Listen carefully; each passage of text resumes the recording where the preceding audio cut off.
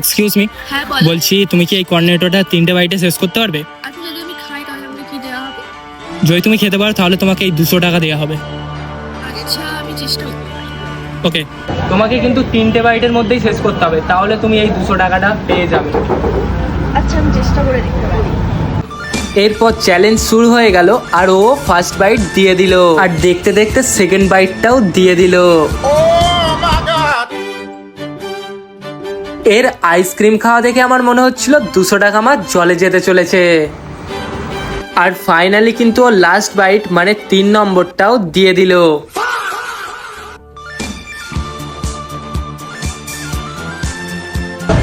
ভাই পুরো 3টে বাইটেই শেষ করে দিয়েছে। এরপর আমি ওকে 200 টাকা দিয়ে দিলাম। তুমি এই 200 টাকাটাতে কতটা খুশি?